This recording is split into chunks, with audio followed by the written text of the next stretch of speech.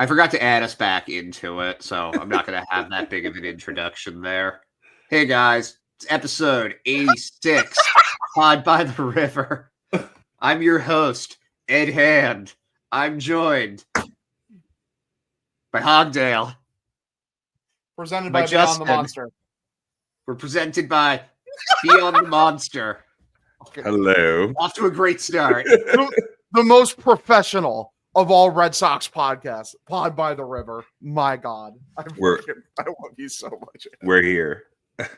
I'm not even inebriated for this one. I'm still. It's 9:30 in the morning. I'm stone cold sober.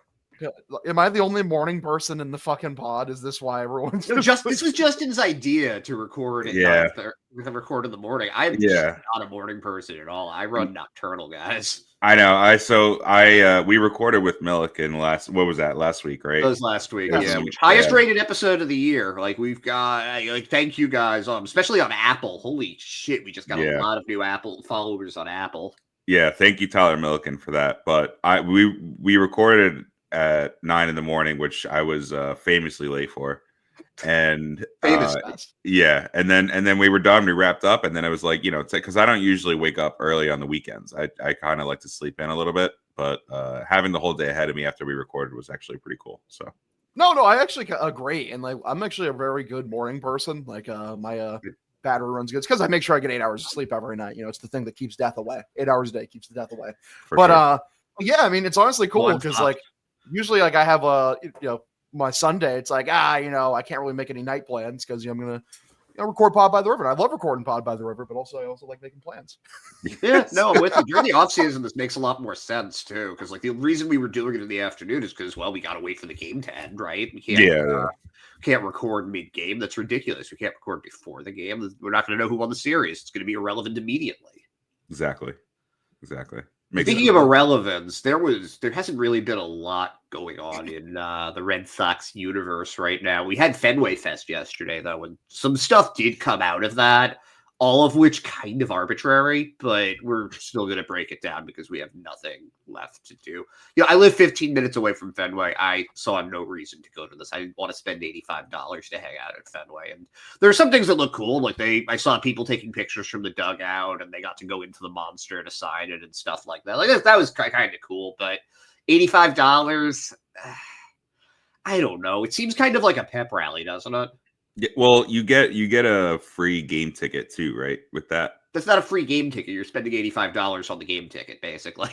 Yeah, I mean, I guess so. I don't know. I really just I don't think. I mean, there was a time when the Red Sox didn't need to do something like this in order to give away tickets to games. No. And now they do. And I mean, if I lived as close to Fenway as you, I still wouldn't go either. I don't blame you at all. I just didn't see a reason to do it. I went last year to Winter Weekend. I had fun the night before, getting wasted with some of the other podcasters. The thing itself, like, it's fine. It's if you're a kid, I think it would be amazing. If I were like 8 or 9, sure. I think I would have an absolute blast at it. There's this thing that I guess is kind of neat where you get like an autograph. They put you in this room and you don't know it could be a Red Sox legend, it could be a current player. It's like Squid Game. It up and then a little bit. But it was Tyler O'Neill for me. It wasn't like Wade Boggs or someone like that. And it was fine. Like I got a ball signed and I ended up giving it to my wife's godson as part of his Christmas present this year. So he's a big Tyler O'Neill fan now, which is that's cool. Oriole. So I guess time to learn how to speak Baltimore, kid. But yeah, I just didn't really see the reason to go to it. But anyway, there was some stuff that came out, so I'm gonna list a couple of things and just that are in my docket right now. My first note is I didn't know this, but Garrett Crochet looks like a serial killer. He looks like this big lumbering murder machine. He looks like a Frankenstein. Yeah, we like that in our relievers. He's terrifying. He's not a reliever, he's a starter, and he's terrifying. Yeah. He's the ace of the Boston Red Sox, actually. He's like a closer's body. You said Garrett Whitlock, right? No, I said Garrett Crochet. Oh, never mind. I'm sorry. I'm thinking of if I said Whitlock, I meant Crochet. Okay. We know what Whitlock looks like. Whitlock's a pretty normal looking tall guy. I was gonna say I think Garrett Whitlock looks like one of the nicest people I've ever seen in my life, and I was trying to fit the serial killer mold, and it just wasn't working. Well, some serial killers look completely normal. Yeah, but not Garrett Crochet. Garrett Crochet looks like you're casting somebody for like a Rob Zombie slasher or something. Yeah, he does. That's what he looks like. I'm scared of Garrett Crochet. Some stuff came up about him signing an extension. I'm just assuming he's going to sign an extension at some point. I don't know how long it's going to be for. I don't know how much money he's going to get, but I like it stands to reason that he's going to get an extension. I do not have a lot of confidence in the Red Sox front office, but with stuff that is very obvious, like let's say extending Raffy, I'm pretty comfortable in assuming that they are going to get this done at some point. If they haven't by, let's say, like May, then I'm going to start getting a little concerned. But for now, like I'm not stressed about it. How are you guys feeling about it? Hogdale? I mean, how I'm feeling is like I've been screaming this from the rooftops. Like he should be extended by opening day. I mean, like fine if it takes till May, whatever. It really shouldn't if he wants the extension. Like this really should be very easy to work out. Like I don't know, like in terms of like a framework of a deal, like I don't know what would it even be. Like the floor is like what, like 8 years, like 140, and like put like options there or like vesting options, like can get up to like 260 or some shit like that, like that, performance bonuses kind of stuff. It's an easy deal. It just would make no sense, like to not extend him. Like you believe they clearly believe in this guy. They sold multiple top talents in the farm to go get him. They think he's amazing. They've said he's going to be the ace. If you don't extend him, then like what are we doing here? I heard some people saying 5 years, which seems a little short to me because he'd be, I think, 30 at the end of that. I think you have to go at least 7. Get him to 32, get him to 33, 7 or 8. I don't know how much you give him though, because he hasn't thrown all those innings yet. You don't know what a full season of Garrett Crochet is really going to look like. You have good feelings about it, but he just hasn't really thrown enough. I think you sort of have to take the risk though. I think you have to at least 200 million probably gets it done. Yeah, I mean, if you're giving him more years, I think 200 million with like how Hogdale said, like with escalators or vesting options or what have you. I mean, I think you can't really give him. I mean, you could, but I don't know if that he has warranted a 30 million AAV yet. I'm sorry, like I realize how good of a pitcher he is, but he's only done it once. So I mean, I'm thinking in like the late, like the high 20s, 27.5 million AAV. I think that's fair for everybody. And then you give, so let's see, it's 27.5 by 6 years. It's 165 million guaranteed, and then you just add on a couple more years, and and opt-ins and opt-outs, and hopefully that gets it done. I think that's a fair middle ground for everybody. Could I just say that I'm very happy for Garrett Crochet that like his objectively correct career decision he made at the middle point of last year worked out for him. I mean, people were pushing back on him. People on this show, very handsome men on this show, were pushing back at him.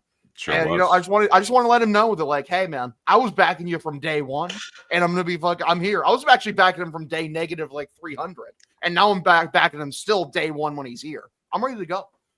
Hogdale, champion of the working man. Yeah, I mean, it only makes sense if it actually gets it done, right? And there is a chance that it does not get done.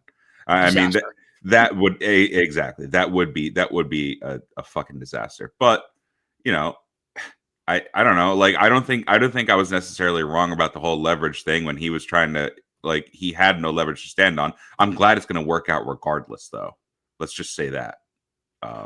I really am glad that it's going to work out regardless. It does seem like he's going to get this done, and I'm happy for him. I am happy for him. I never not wanted him to get an extension. I just thought like when he was trying to do all this, it didn't really, like, he didn't have like a foot to stand on, I guess. I mean, he did though, or 2 feet. I guess he had a little bit of a foot, but like you know what I mean. Like I don't know. I think we were both correct. Like I always wanted it for him. It wasn't ever like I was like, oh my god, like no, like I don't want the player to get paid. That's never the case. But no, that's not what you were saying. But yeah.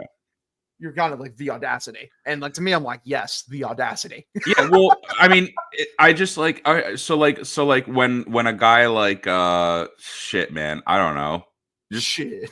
pick out someone else. Pick out someone else that was like him and then but never asked for like the extension. Obviously, I don't know. I'm just trying to think of someone that was. Oh no, like, it hasn't happened at all that I can right think of recently. It was definitely a new thing. It's definitely a modern player thing. He's taking cues from other sports like in the NBA and the NFL, where he's like, well, wait a minute, like I need to get my money. Like I'm priority number one here, numero uno. Give me my bag.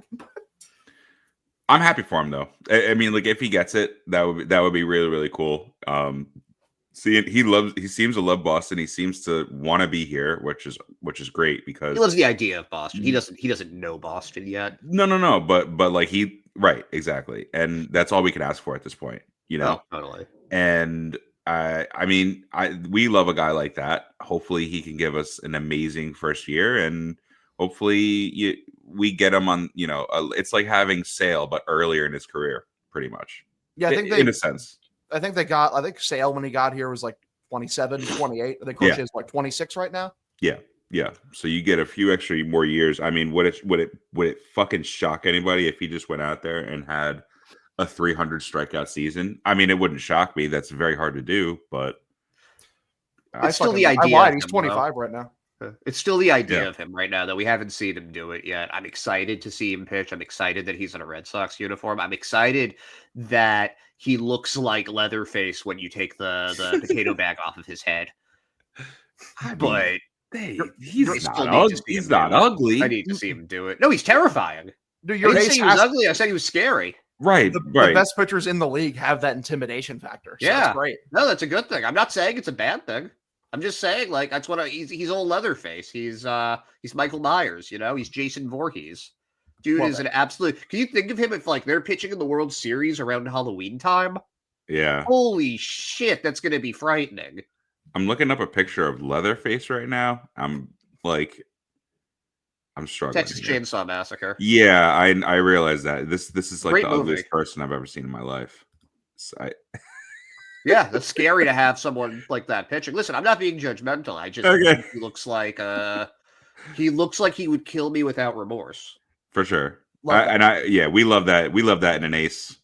That's the ace mentality. Is anybody in that batter's box should be prepared to meet death. Yeah. No, not be prepared to. They are going to. You're right. They're actually going. They are just going to die. Well, yes, but I'm saying like as a batter, right? Like you should come to the grips of that you're going to meet death, and that's what it was like facing Chris Sale in his prime. Yeah, I mean that's exactly what it was like. So yeah, like the balls that he's throwing is like a chainsaw. I hope that Pedro gets in Crochet's ear and tells him the virtues of throwing high and in. Yeah. It's a lost art, man. It's a lost art. Can I tell you guys something though that I had this week? I finally hit this moment that I know I was saying before. Like I think they'll get the extension done. Yeah. I'm really frustrated with Red Sox ownership at this point. I'm tired of hearing rumors every other day. I'm tired of hearing them say, we're going to make moves. We're going to do this. We're going to do that. Shut the fuck up and make the moves then. Okay, listen, I liked what you did with Crochet. I liked what you did with Walker Buehler. Stop taking a victory lap. Nobody is satisfied with that. Just keep getting back to work. You can take your victory lap when spring training starts if you think you had a good offseason, then fine. But there's way too many holes still left to fill. Fans are still incredibly pissed off at you. You got maybe like a 3-day reprieve from the Crochet trade. That was it. You got maybe 12 hours from Walker Buehler. Keep going. You have to keep going. You have not done enough yet. There is still a gaping hole in the lineup. There are still, and it's not even that the bullpen needs the arms. It's just that there are so many good late inning relievers still available. It would be malpractice not to get at least one of them. There are 4 guys that I think would be perfect. I'm just curious if you think I'm missing anyone here. Okay, so I wanted Andrew Kittredge. You guys know that Andrew Kittredge is going to the Orioles. And that other guy, Jeff Hoffman, is going to the Blue Jays after the Orioles backed out of him because of a medical issue. It's kind of sad. Nobody wants the Blue Jays money. He's literally they're Jeff Hoffman's silver medal. I don't know what to say about that other than that. But yeah, Tanner Scott, Kirby Yates, David Robertson, Carlos Estevez. Those are the four. That's the list. And I'm sorry, Hogdale, go ahead. I mean, I wasn't going to say anything before, but I mean, it's just that it's like fine. You know, any one of those guys, I'd be more than happy with. Tanner Scott, obviously, is like his price must be coming down. I mean, thing is, it's this point in the offseason. If these guys like were getting the money that they were demanding, they would have signed like a month ago. Like that's just how it works. That's why, like, honestly, like even like with all the skepticism around Bregman, I'm still like kind of side-eyeing it. Because you can't tell me he hasn't already gotten like that 7-year offer from the Tigers at like $200 million. Like he's definitely gotten that offer on the table. He still hasn't taken it though. But he wants to go to Boston. These relievers, like I don't know. Like I always see David Robertson, and I was just thinking the motherfucker's like been a free agent every year for the last 80 years. Like I swear to God, every year he's on the free agency list. Hey, shout out him though. He's his own agent, I'm pretty sure. So he's out there grinding. He's not giving up commission to anybody. He keeps getting these 1-year deals that pay him pretty well. I mean, he's living, man. He's doing his damn thing. I think this is very easy for a decision for Craig Breslow. I mean, there's really you listed off all those names, Ed. There's really only there are other guys like that I didn't even mention, like Paul Sewald is somebody that's kind of interesting to me as a bounce back candidate. There's Kyle Finnegan, who was the closer for the Nationals last year. I think he was an all-star. Yeah. There are other guys too, but those are the four that I think you have to upgrade the top of the top, not the right. They have the depth guys. They need another setup guy to complement Chapman, basically. Or if you want to get in a closer like Yates, fine, do that. Less pressure on Hendricks. Yeah, I'm fine with Yates. I'm obviously fine with Tanner Scott. I would think the way that we've seen ownership and the team act in the last year or two, if they were to go get Tanner Scott and pay him close to probably what he wants, they are probably out on Bregman. And it shouldn't be like that.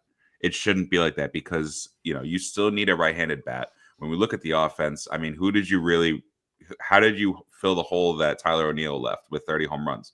I don't think you did. Really don't think you did. No, you didn't. No. You're getting Trevor Story back. Again, though, this is just where I'm at with the right-handed bat. Would I like Alex Bregman for a litany of reasons? Yeah, 100%. Do I think that you need to get an Alex Bregman quality hitter to replace the Tyler O'Neill output? Not really, because they got Tyler O'Neill for basically nothing before. They've had Adam Duvall in that role. Yeah. They've had Hunter Renfroe in that role. It doesn't. I don't think that replacing the offensive output is going to be that difficult. There's just other stuff they can take care of by getting Bregman that I think they need. Also, Bregman is like his bat is like basically almost secondary for me. It's the intangibles are really why I want him. It's the championship pedigree, leadership quality, defense doesn't strike out. His hitter profile. I mean, also it's like he doesn't replace O'Neill's production because O'Neill's a lefty masher and Bregman has 700 OPS against lefties last year. Like he's got reverse splits, just like Nolan Arenado. Yeah, but they're not that bad though. I mean, Arenado's are stark. They are like there's a huge difference between his splits. Bregman's are like they're close to each other. I mean, he's still like doesn't really hit lefties that well, but it's not like, oh my God, he has like a fucking 600 OPS versus lefties. I believe his OPS against lefties, it's 712 against lefties, 791 against righties. Right. He had an off season, and I think that those numbers I think it'll go up at Fenway just because it's Fenway. Mm-hmm. I think hitters tend to hit a lot better here. But I like you mentioned Arenado. I don't want Arenado. I think he'd be fine here. I'm sorry. I think he would be fine. He's going to be 34 this season. First of all, I didn't realize he was that old. So that means he's 37 by the time he's out of the contract. Mm-hmm. The bat dropped. He doesn't strike out that much either. He had under 100 strikeouts. So fine, but he's also not as versatile as Bregman. You can move Bregman to other positions, not even just second base. I'm pretty confident you could play him at left or first base if you needed to. I like that with him. I think that that's an issue that they've had with some players, that you can't really, they have to be in this one spot. I think that it's good to, crazy, I know, but I think it's good to be able to play multiple positions. Arenado really doesn't do anything for me. And there's also the whole thing about, and we've talked about this to death. I don't know if we need to talk about it again, but there's just this whole premise with Casas needing to be moved then, which is its own thing that's stupid. Or is it just me, or does the team actually seem pretty comfortable with Devers at third base? I don't know. I think that I think that this is more of a fan made. Can I just say that, like, it's very telling to me, especially in the Casas interviews, like, well, the dudes in the front office tell me that, like, it's all full of shit. And, like, listen, like, front offices do lie to players all the time, but I don't think they'd lie in this instance when there's literally rumors every single day. Or maybe it's just the same rumor being repackaged by aggregators every single day. I think it's the latter. I think it's not even just aggregators. I think it's that it's reporters mostly on Twitter that need clicks that read something. And I'm sure he came up in conversations at one point or another. That I have no doubt in my mind about that. But you're seeing, like, John Heyman read the same report that someone else made. Like, he does that all the time. That's like his fucking go-to. And John Morosi and these national guys that I really have lost a lot of respect for the national guys this offseason. Robert Murray is fine. I like him quite a bit, actually. Sure. But a lot of the other guys, Passan obviously is good. But John Morosi. The Heymans and the Morosis of the world. Awful. Like, you're just repackaging what other people have already said more articulately than you. Yeah, and then presenting it like it's a fucking grand revelation. It's so annoying. I have something that I need to bring up in this light. So I guess when was the whole Cardinals Live thing that was like? What is Cardinals Live? Can someone explain Cardinals Live to me? What's live about them? Do they only tweet live? Like, isn't that what everyone does? I don't fucking know. It's like, I mean, unless you schedule your tweets, yes. How do you know it's Cardinals Live? How do you know it's not Cardinals Live? It could be Cardinals Live. I don't know. But they want the Cardinals to live, but they're not going to be good this year. They're going to die. Yeah. They're like Cardinals Boston Strong, I guess. Yeah. And I guess that when I said that struck a nerve. But you're good at that. You're really good at pissing people off. Oh, I love it. I love it because most of the time I do that shit, I'm just fucking bored. You know, I need a little entertainment. Yeah, like I'm, whatever. So, they said whatever they said, and I just, like, in my mind, and correct me if I'm wrong. Please correct me if I'm wrong. There's a difference between actively shopping somebody, and someone coming up in trade talks fluidly. Like what the Cardinals are doing with our Arenado, going out and saying, we want to trade this person or this player. What can you give us for him? That is actively trading somebody. What the Yankees are doing with Marcus Stroman, going out there and being like, what can you give us? And it's probably going to be nothing, but what do you, like, going out to teams, being the first one to reach out and saying, like, what do you want? What can you give us? That is actively shopping somebody. I think what the Red Sox are doing with Casas is they're open to seeing what they can get, but they're fine keeping him too. Arenado is not going to be in the Cardinals come opening day. Marcus Stroman most likely won't be on the opening day rotation.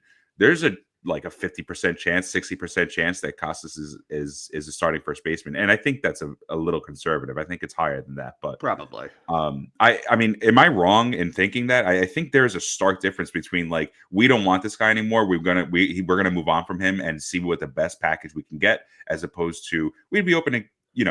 Like you know what I mean? No, absolutely. But the other thing is that Casas is 24, 25 years old, and he is controllable for another 4 years, whereas Arenado is making $75 million for the next 3 years. Right. And Stroman is, I don't know the numbers on Stroman, but he's been around the league for a while, and he, for all intents and purposes, seems kind of like an asshole. So he's a known commodity at this point. For sure. He's an expensive commodity for at least another year. Yeah. Yeah. That Casas interview, like, it was made things just so telling. It just makes it very obvious, like, yes, like the leaker in the Red Sox organization, who it is. Like, everyone, like, I feel like everyone has kind of deduced who the fucking leaker is. I'm not gonna say it, but you all know. Truthfully, you know. Like, fucking, you only have to connect a few fucking extra thought bubbles, to figure out where the fucking leaks are coming from or whose camp the leak might be coming from. And it's just a little embarrassing, I gotta say, just a little bit. Well, I think that the same person, though, is also the person that's pushing Bregman the most and is pushing Bregman as a second baseman, not a third baseman. So if they're really trying to run Casas out of town, that seems a little counterintuitive. Hashtag bizarre. I don't know. I feel like there's a very stark difference between one and the other.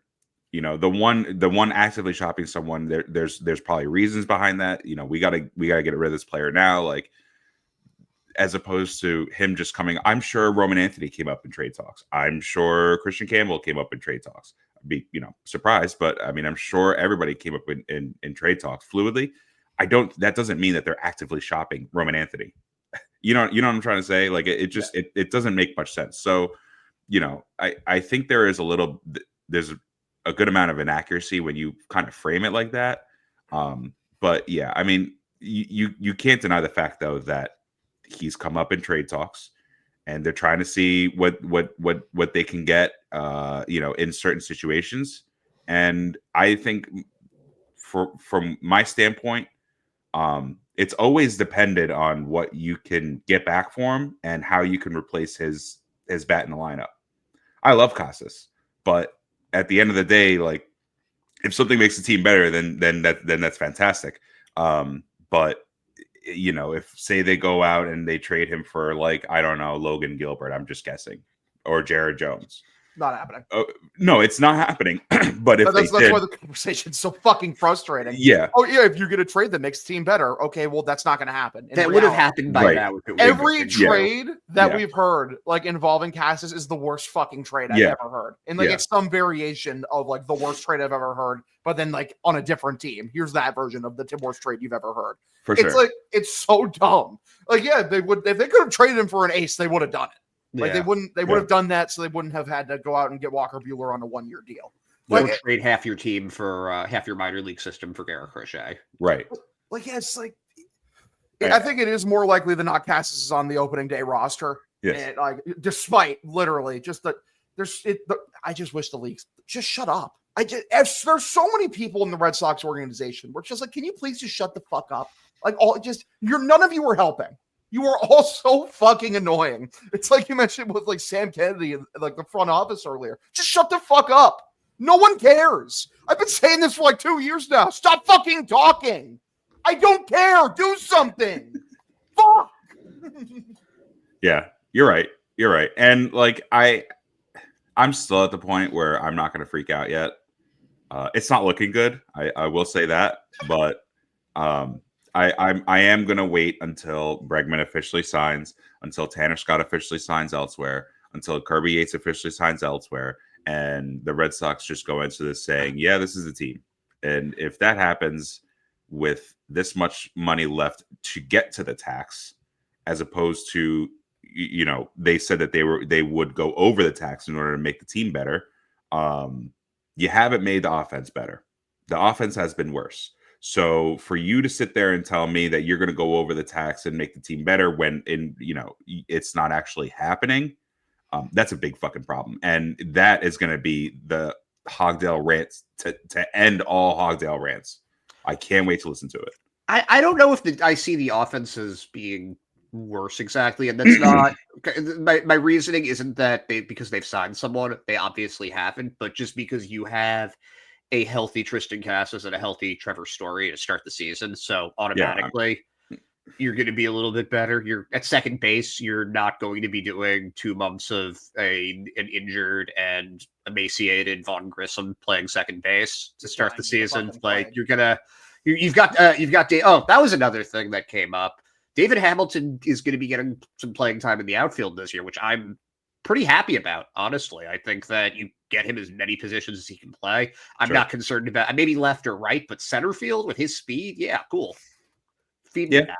But that's a guy that if like he can be your second baseman at least against righties if Grissom sucks or if Triston Campbell isn't ready yet or whatever, or they don't get Bregman. Like I'm comfortable with that now. Like that's better than last year. So I think that there's automatically the offense and the defense is a little bit better than last season. People are going to get hurt again. Obviously, we'll see if Trevor Story is healthy come May 1st, but it's still going to be, at least on opening day, it's going to be a pretty notable improvement from what we were getting most of the season. I mean, I guess so, but we were saying last year the same thing too. We were like, yeah, like Triston Casas is going to be, his sophomore season. He's going to go into it. He's going to be like a 40 home run guy, and then he got injured, freak injury. Same thing with Story. Can you really depend on Story to stay healthy? I don't know if I can. So you can't depend on anybody to stay healthy is the thing that I think that we've learned over the last few years. The two guys with the best injury track records that the Red Sox have signed, Story and Giolito, coming here. Giolito hasn't thrown a pitch for the Red Sox yet, and Story's been hurt every season of his tenure. Yeah. Giolito's pisses me off. So he missed 6 games total his entire career before coming to the Red Sox. Yeah, I'm looking forward to him in the rotation though. This year. Me too. I'm honestly, looking forward to that. I'm also glad this was another thing that came out from Fenway Fest. Garrett Whitlock will be missing the first 2 months of the season. It sounds like. Pain. That's fine. They have the depth to withstand that fairly easily. But then he's going to be coming back full time as a reliever, and I think that we can all just say thank God on that one. I was fine with the attempts to put him in the rotation, zero problem with that. But it's a second Tommy John. Just put him in the pen. Like they have the depth now. They have the rotation. You have 6 guys. It just doesn't even make sense to put him in the rotation now. You have so many guys that can easily fill that need. So you can go hang out in the bullpen. He'll be of good use there. Completely. Can I just say also that in regards to like the lineup getting better, like I get it, like you shouldn't like bet the house on a rookie, but I'm pretty close to being completely okay with betting a decent bit on Triston Campbell being very good. I mean, how often do we hear the kind of talk we've heard about Triston Campbell like in this organization about a prospect, like ever? It's been a while. He got votes like for people who voted for like the best prospect they've ever seen, and Triston Campbell got votes for that. Like, I'm pretty confident he's going to be good. The thing with Campbell isn't even just the physical ability; it's just his presence, his intangibles are off the charts. Levels off the charts. I love it. I'm not comparing the two players. Please do not. I'm not comparing the two players, but we haven't seen a rise like this since Mookie Betts in the system. Yeah. And you've brought this up in previous shows. They are from the same area of Tennessee, I believe you said, right? Yeah. The water. Yeah, and they're also just, it's the same, it's a very similar demeanor. That's what I find the most interesting. There's just this very calm, cool, and collected aura around him where you just like, like you talk to him and he's just very laid back about it. Doesn't get rattled, doesn't get thrown off by any situation. He's the same person in every single situation, and you want that in your players. You do. That's a good consistency is really good for baseball players. I like Jarren Duran, and I think that that's a different type of player. You've got your very temperamental guys, and that's like Duran, your emotional leaders, and then you have your calm, cool, collected performers, and those are your superstars. Justin, I see you died there for a second. You doing good, brother? My poor friend. I'm fighting for my life right now. Sorry. Dude. I don't know what's going on with my internet, man. I'm just like fucking struggling right now. But yeah, I'm back. I'm back every day. Yeah. And yeah, I was giving away a lot of top secret information while I was gone, and I can't repeat it now. So sorry. Oh no! Oh shit! Yeah. Damn it! I hate it when that happens. Yep. My janitor sources were telling me a whole lot of shit that was going on. But love it. Can't share it now. Can I tell you something that I heard from a source? Sure. And I again take it with a grain of salt. I heard that those Ivan Herrera, the catcher for the Cardinals, those talks are actually happening, and that Casas isn't involved in them. Perfect. With the Red Sox, and Herrera would be a really nice fit with the Red Sox. I mean, listen, you hear about stuff, and you don't know if it actually is going to come to anything. There were talks between the Red Sox and the Pirates about Jared Jones. They didn't come to anything. They didn't, but that doesn't mean the talks didn't happen. There's a conversation about Herrera that's happened. I don't know if that means that it's going to go anywhere. I don't know if it means that Casas really isn't involved, but I do believe that that is a conversation that's happened. Anything to get Connor Wong the fuck out of here, bro. You're going to be the biggest Carlos Narvaez stan. I will be, dude. I'm ready. I'm ready for that to be my lot in life. I might just get his jersey. Like you can't stop me. I think it's gonna be sneaky good. I completely agree. I think that people I've heard from some people that I like that they want an experienced backup catcher. How are you going to get experience if you can't get a job? If you have to be the starter and you're not good enough offensively to be the starter, how are you ever going to get the experience? So I don't know, like Connor, Narvaez there. Like Connor Wong has plenty of experience and he still sucks. So like, well, what's his experience really this great fucking, cure-all thing? I don't know. I don't think so. Maybe play Narvaez. I think the way these days to get experience as a backup catcher is to make yourself your someone's personal catcher. I mean that we're seeing that across the league now. Everyone has a personal catcher, and like Reese McGuire was Bayo's personal catcher. I'm pretty sure he never really got any better. Never got better, but that's how you get experience is by giving the other guy a day off, and when it's someone so maybe Narvaez can be someone's personal catcher. I believe. No, I'm sorry, I'm thinking of somebody else. But yeah, like back to Ivan Herrera stuff. Like I think the Cardinals are starting to realize that if they truly want to move on from Arenado, they have to attach a prospect. That's the only way that they're really going to be able to move our Arenado off is by attaching a guy like that. Here's the trade deal. Arenado for Yoshida. We both attach prospects, send them each other. There we go. They cancel each other out. I've just solved world peace. Did you hear the Yoshida revelation or whatever that came out? Don't even get me fucking started. Dude, it's insulting to the intelligence. What was it? Oh yeah, that he was hurt, and that's why they weren't playing him in the outfield. He was hurt, and then they said they're going to play him in left field this season, and that's the plan. It's insulting to the intelligence of every Red Sox fan who was paying attention last year. Well, because they consistently denied it. They consistently said, "Nope, that's not the reason." Why would you lie about it for 6 months and then be like, "Just kidding"? Yeah. Like I'm sorry, like they're trying to trick some idiot team into trading for him. Like, no, actually, despite all of the information we presented to you that we think this guy is a complete hunk of fucking garbage, even though he's not that bad of a player. He's a useful hitter, but they treat him like fucking garbage. They benched him. They they made him a platoon DH. Like, and I was screaming at the time. You guys can attest to this. You're going to ruin his trade value. You're going to torpedo his fucking trade value. And hey, look at that. They fucking torpedoed his trade value. And they're reaping the fucking, what is even the word I'm looking for? The umbrage of what they fucking created. You suck. Like, what are you doing? Like, you're shocked you can't move him? You're shocked when you attach a prospect to move him? You fucking, with every action you made, you said this guy was garbage. Even though he's not. He's really not. You'd like to have your full-time DH give you more power than what Yoshida does. But I'm not saying that that's what he does is not that bad. I mean, he'll go out and give you a WRC plus over 110. It's very good. 1.6 B WAR 2 consecutive seasons. Yeah. So, I think he's a perfectly fine hitter. If he is right-handed, we're not having this conversation. Mm-hmm. But he's left-handed, and he's not. I mean, when healthy, he's not a good left fielder. He can play it. I think that we all saw it. Like, he's fine. Manny Ramirez could play it too. Like, you're right. He's not Hanley Ramirez out there, but no. But he's not going to win a Gold Glove either. No. The way the Red Sox treat him is why I say you should DFA him for the roster spot, because he's not going to gain his value back. What are we talking about here? They're going to fucking platoon him again at DH. Platoon DHs don't get their value back.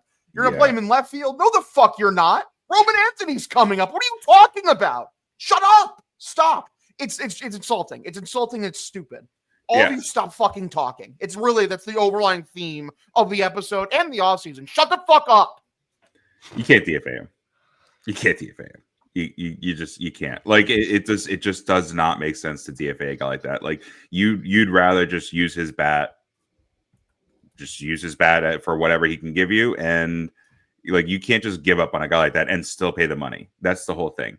Like if you really want to move on from him, you're gonna have to pay the price, and that is attaching a prospect, and a good prospect too, because you can't just attach anybody.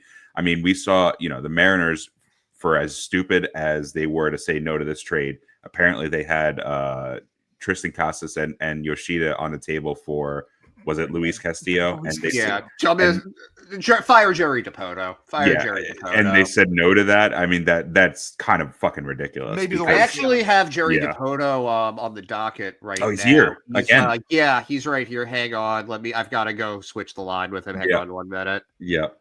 Yeah, we've got him. So you guys can talk about that with him. Hello, fellas. What's up? Your boy Ed brought me back. What's going on? It's been a while, Jerry. How's your Coke dealer doing, huh? Coke? What are you talking about? Your Coke Zero. Love it. Love the Coke Zero. So I just got a question for you.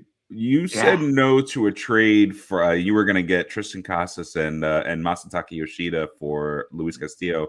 Walk us through that. Why did you say no to that?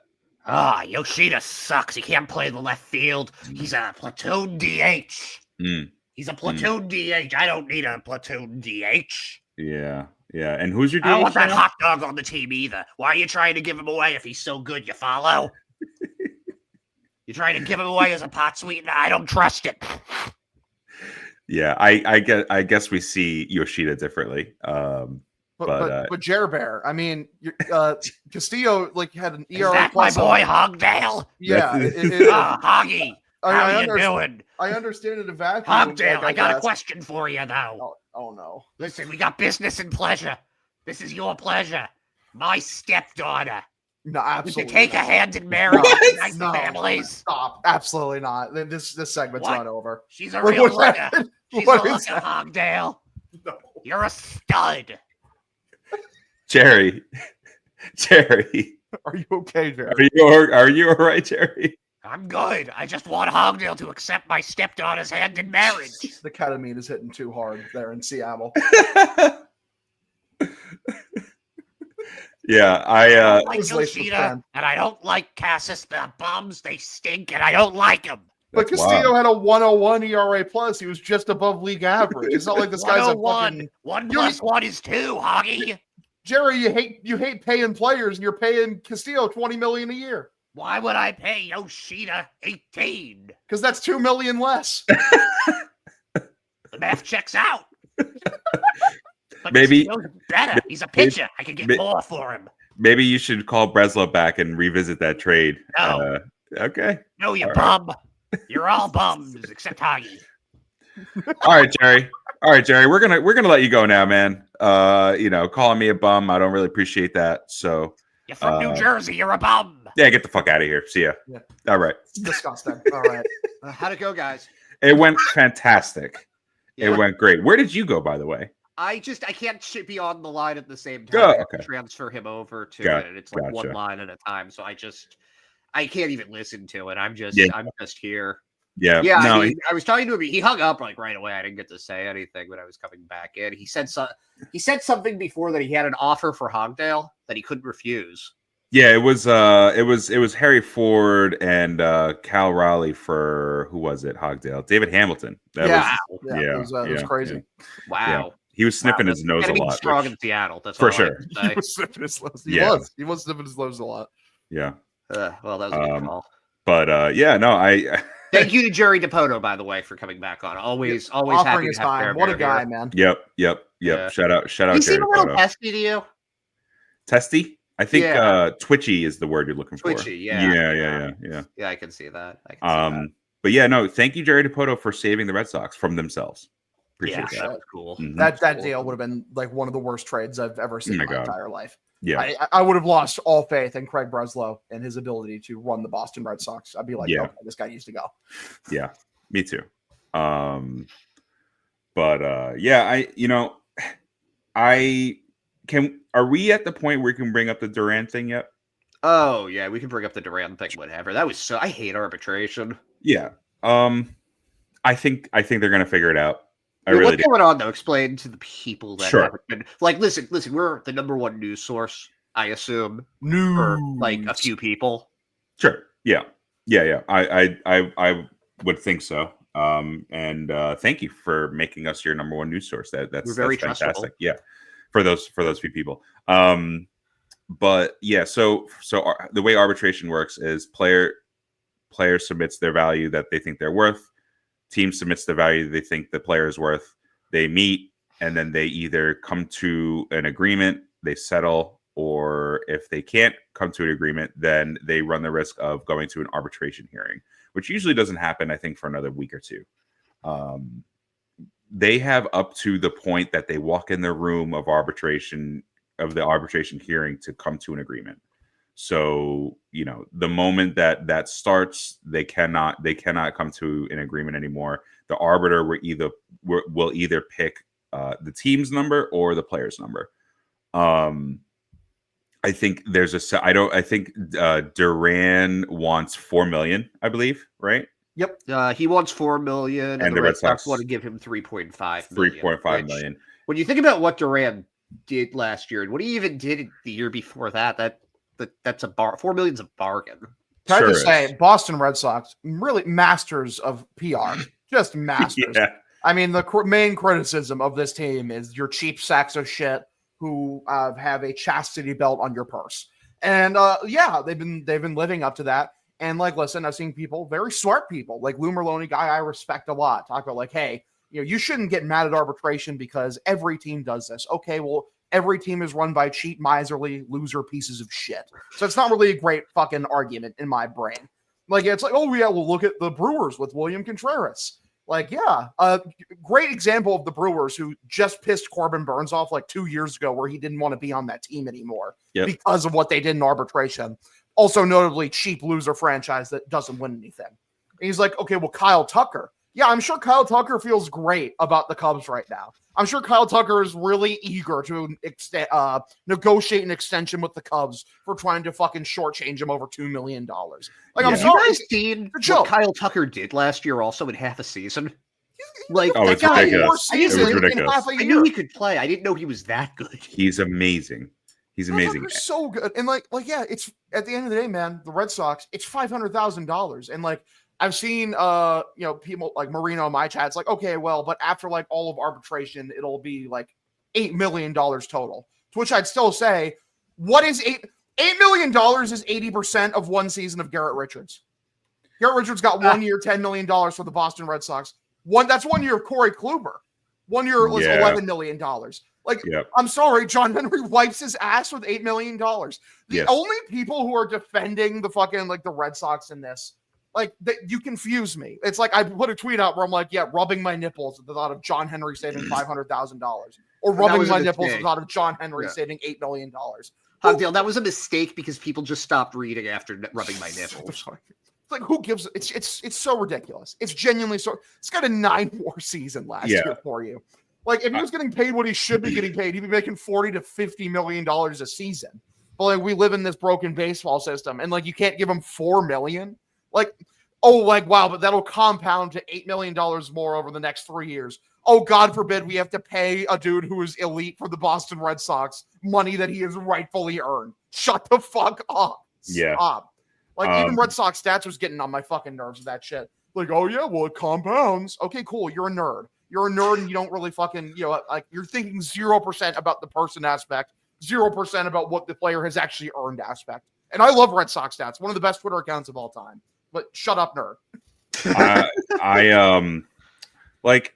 I understand it compounds, and it doesn't compound to the effect that it would make a difference in running the team. This is realistically Jarren Duran's time to get his bag. He will most likely never get an extension. He is playing in the middle of his prime. He literally has the perfect team-friendly contract where he is playing on his arbitration years are right smack dab in the middle of his prime. You don't see that a whole lot often. So, and I see a lot of people, they're like, they could extend him just so they can just get rid of the headache that is arbitration. That is probably not going to happen. I mean, in my mind, if I'm the Boston Red Sox, there's 5-6 other guys from a contractual standpoint that I would extend over Jarren Duran. And I want Jarren Duran to make a lot of money. Like, don't get me wrong, but I just don't think that they're gonna do it. So I just don't understand like why you wouldn't make a guy like that happy, especially over $500,000. I mean, like you said, Hogdale, John Henry wipes his fucking ass with $500,000. He has like $100 million yacht. So do you know what the location of John Henry's septic system is? Because I could use some money. I don't. I mean, I'm sure I could find use that out. 500. Like I'll use a fire hose on it. It's fine. I think I could probably find it if you want. I don't want to go to jail, Justin. Okay. I mean, I'll risk it.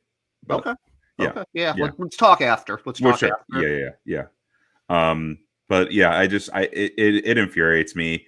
Pay $500,000 to your best player last year. It's as simple as that. I really don't understand it. He's your leadoff hitter. He's gonna be, it doesn't look like Bregman's coming, so he's gonna be your clubhouse, the face of the clubhouse, a veteran this year. I don't understand what the fuck we're doing here. I really don't get it. It's weird thinking of Duran as a veteran. Do you remember when fans were ready to ship him out of town also 2 years ago? It was always Duran and Dahlbeck for your best player. Yeah. And now suddenly the Duran part of that looks a lot more fair. That would have been a great trade for whoever team was getting it. Like they almost traded him to the Cubs, apparently. Unlike the Yankees, we actually offer good players in our great packages. Well, maybe not Bobby, but yeah. Oh yeah, Bobby's with the White Sox now. Did you guys see that? I think he's going to get an opportunity there too. And this is my hope for Bobby. Okay, nice guy. Got really shit on here for a lot of reasons, for some good reasons, but he actually did perform early on. He was awesome in 2020. He was very useful the second half of 2021. And then he sort of just imploded and fell off the face of the earth. And I think that he's one of these guys that might, in a place like Chicago, where no one gives a shit about the White Sox and there are zero expectations, I really hope he can find himself, because the defense was good. The power is still there. Figure out how to make some more contact and get out of your own damn head. And that's a guy that could probably hit 30 home runs. He's never going to have a good batting average, but I think he could do something there and salvage his career. I thought he was going to Korea, personally. Yeah, I thought so too. Or Japan. Yeah. But I shout out to Bobby Dahlbeck. Yeah. I mean, he kind of falls right in line with what Benintendi used to be too. I mean, maybe not to the extreme that Bobby Dahlbeck was, but I don't think Benintendi was ever, as a Red Sox, was ever as bad as Bobby Dahlbeck was. But no, he wasn't. Yeah, he had definitely one injury-filled year in 2020, I think. But no, I mean, Benintendi just tried to become something that he's not. I'm going somewhere with this that is relevant. But Benintendi was kind of this good all-around hitter. He was 20 home runs, high batting average, decent fielder. And he tried to become a home run hitter. He tried to get muscular, and it fucked everything up. Yeah. Kind of like this idea that that Rafael Devers can just attend social events. He doesn't want to do that. It's not who he is. If he has to be the rah-rah leader guy, if he has to be the face of the franchise, he doesn't want that. He performs better when he can be in the background and just do his job competently. Let him do that. I don't care about him not coming to FanFest. I really don't. I could care less if he wants to talk to fans. I could care less if he wants to talk to the entitled-ass journalists after the game. Just let him do his thing. Dude, I put a tweet out about this where I was like, it's insane to me that the Red Sox have had Rafael Devers in this organization since he was a teenager, a child, and they don't know who he is. They have no idea what his personality is, and what he likes to do, with his time. It's so funny. And this team is begging and screaming, we want a guy who's a front-facing leader, who's willing to talk to the media. And meanwhile, you're actively trying to ship Triston Casas out of town. It's just the wires aren't crossing here. It's so dumb. It's Triston Casas, and I've been saying this over the last couple of pods I've been on. is like winning creates leaders. And like when the Red Sox like become a winning team this season, Casas will be seen as one of the preeminent leaders on the team. I'm just preparing everyone for that. They think he's a weird loser now. When he hits 30 home runs and the team wins 90 games, he'll be seen as one of the biggest clubhouse leaders. I hope everyone knows that. Not to especially mention with the young guys coming up. And not to mention with the documentary coming out, I've heard that he is the star of that. Shocking. You'd be like, yeah, he's fucking great personality. Every time he opens his mouth, it's great. Like the interview he just gave, like, was amazing. He's funny. He's actually funny. He actually seems like a real human being. Everyone wants players to have a personality until they actually do. Yeah. It fucking pisses me off so much. And I think that also there's a perspective that a certain population, and I wish Brady was here so he could push back at me, because I think that he isn't to this extent, but I think that there are some fans that project onto him something that he just isn't. They see him as this really selfish, soft player who emotionally repressed Gen Xers. Yes, I agree. that is what they are.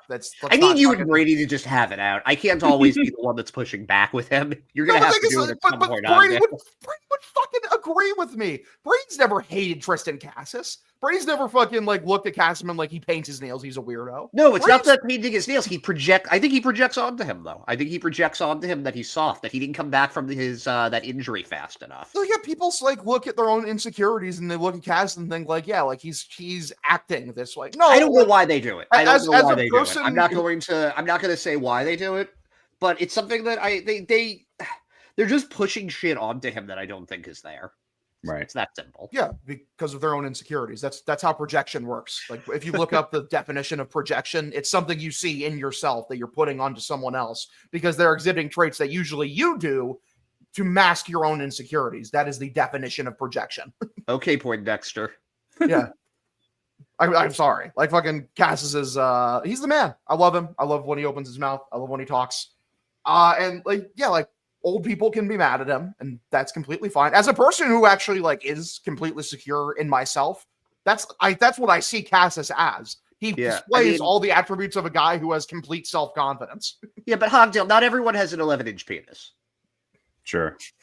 You know, like, yes, you're very confident in yourself, and society says that you're better than everyone else is because of that, but not everyone has that going for them. For the record of my argument, my penis is not that big. Yes, it's bigger. No. He's right, 13. No. Walked into that one, Hogdale. I'm enjoying the fact that when this documentary comes out in a month or two, all the middle-aged folks that seem to hate Triston Casas are going to be forced to watch him if they want to watch this documentary. I love that. It does make me very happy. Yeah. But yeah, gotta trade like a guy like that though. Just gotta get rid of him. Says he plays for the letters on his chest every day, and he wants to get extended, but he doesn't mean that. Who wants a guy like that? Yeah, he doesn't mean that. No, for sure. So he wants to go to whoever will pay him the most money. Just look at one. I mean, actually, that might be true, but whatever. Yeah, I wouldn't blame him for that. I wouldn't blame him for that. No, but I don't understand the whole reasoning. I mean, the same people that tell you that he's horrible will also tell you that they should be trading him. If you think that he's good enough for any team to take him back, then I guess we should just maybe keep a guy like that. But I don't know. We're